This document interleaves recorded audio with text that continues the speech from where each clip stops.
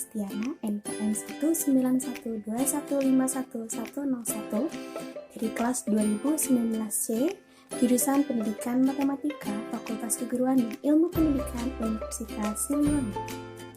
Video ini dibuat untuk memenuhi salah satu tugas mata kuliah Perencanaan Pembelajaran Matematika yang diampu oleh Bapak Dedi Nurjamil di RSMPD.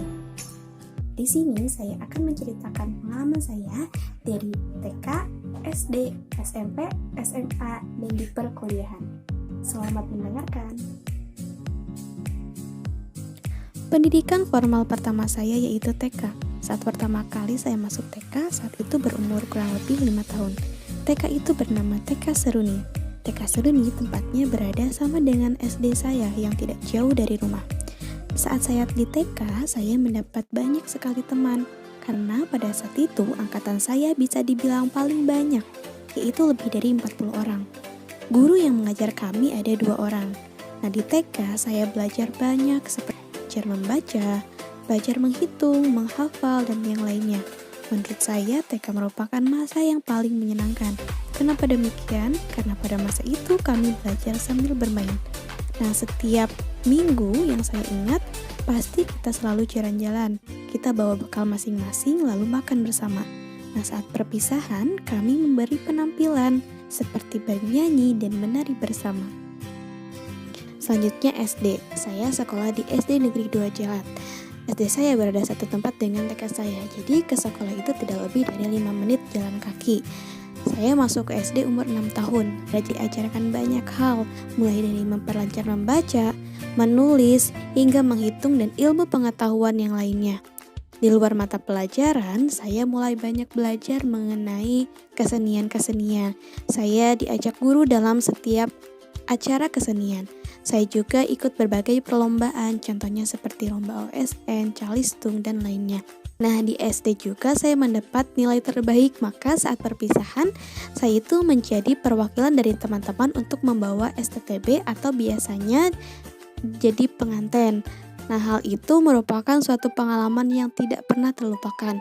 Kebermanfaatan dari kegiatan yang dilakukan saya sewaktu SD itu seperti mengikuti lomba dan yang lainnya itu bisa dirasakan sampai sekarang. Saya bisa mengetahui bakat saya di mana sehingga saya dapat mengembangkannya. Selanjutnya, setelah diketahui nilai UN saya direkomendasikan oleh guru-guru untuk melanjutkan sekolah ke kota karena bisa dibilang daerah saya itu di kampung.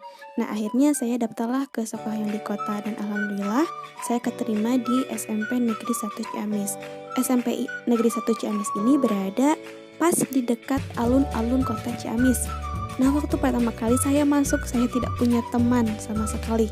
Karena rata-rata yang sekolah di situ itu dari SD-SD yang berada di kota. Sedangkan dari SD saya itu tidak ada yang melanjutkan ke sana. Lalu mulai kelas 7 saya ikut lomba-lomba seperti lomba tari kreasi FLS 2N.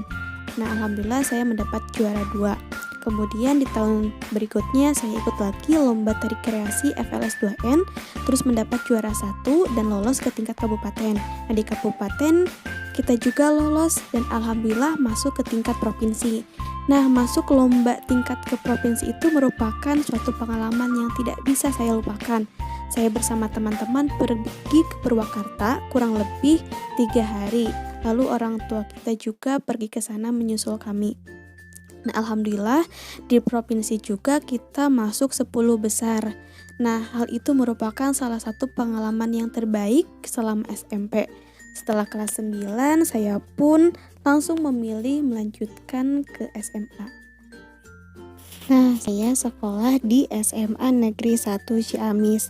SMA Negeri 1 Ciamis ini berada di Jalan Gunung Galuh nomor 37, dekat dengan Pasar Ciamis, dekat dengan stadion, dan dekat dengan GGT. Nah, SMA Negeri 1 Ciamis ini merupakan salah satu SMA favorit yang ada di Ciamis. Nah, yang tidak pernah saya lupakan itu saya pernah 3 hari berturut-turut nari. Yang hari pertama itu menyambut Bupati Ciamis, kemudian yang kedua menyambut Gubernur dan Wakil Gubernur Jawa Barat di Karangkamulian, dan yang terakhir itu menyambut Presiden Republik Indonesia di Lokasana. Hal itu merupakan pengalaman yang sangat luar biasa dan berkesan dalam hidup saya karena saya bisa menyambut Presiden Republik Indonesia. Nah, alhamdulillah kita angkatan terakhir yang masih bisa merasakan graduasi, dan itu merupakan momen yang tidak bisa saya lupakan. Ketika akhir-akhir kelas 12, saya juga berjuang bersama teman-teman untuk mendapatkan universitas yang kita inginkan, mulai dari SNMPTN, SBMPTN, maupun ujian-ujian yang lainnya. Setelah perjuangan dan perjalanan yang panjang, alhamdulillah saya keterima di Universitas Siliwangi. Saya sangat bersyukur karena bisa dipertemukan dengan teman-teman yang luar biasa, pemikiran dan sikap berubah saat memasuki dunia perkuliahan.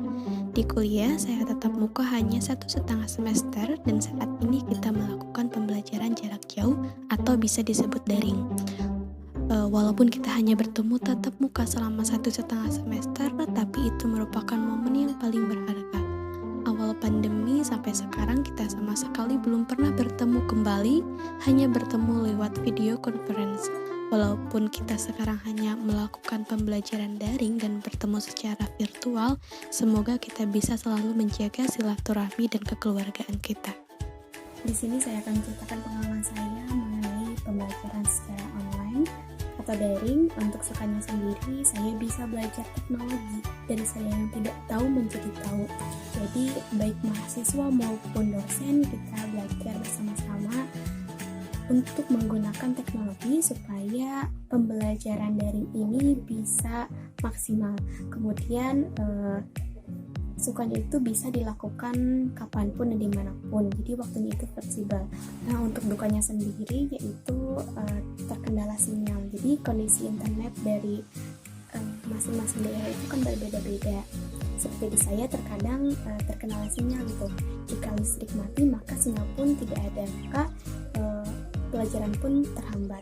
Nah, kemudian salah satunya lagi yaitu banyak sekali tugas. Jadi tugas itu sampai numpuk. Seperti itu yang bisa saya sampaikan mengenai pengalaman saya ketika kuliah online.